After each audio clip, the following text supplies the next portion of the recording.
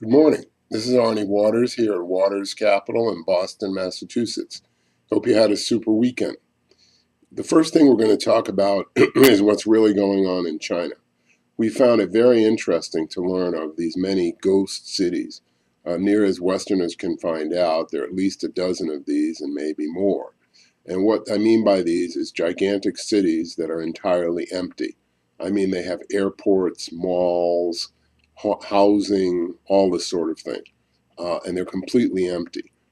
There was an Australian television report a couple of months ago where they actually managed to get a reporter into one of these cities for a brief period of time before he was shooed out by, or she was shooed out by state security. And what was discovered, interestingly enough, was that the largest mall in the world had been built and it is completely empty except for one store. It is designed for 1,500 stores, and it is empty except for one store, and that one merchant has not sold anything in the past 3 years. So we encourage you to look at do your own research and look into this area, because we think that we're going to face some real difficulties if we are betting our economic future on Chinese stability. We've already talked a number of times about Chinese political instability and how they savagely crushed Jasmine Revolution type activities in China in late January and early February. And everybody knows about their poor pattern of human rights behavior.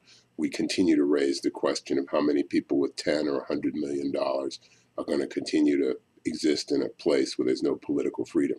So now we're concerned that the Chinese, like the Japanese 20 or 30 years ago, were completely building up fake things, okay, to make their economies look good.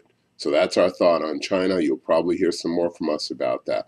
Secondly, lately, silver, and this is one of these historical facts. I don't know if it's a factoid, but I found it very interesting.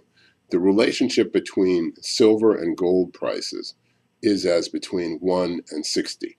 In other words, gold sells for 60 times an ounce, 60 times per ounce what silver sells for. So thus, if silver is selling for $10, gold should be selling for $600. And this historically has been the case at least since the mid-30s. Lately, silver had been trading as low as 30 times the price of gold.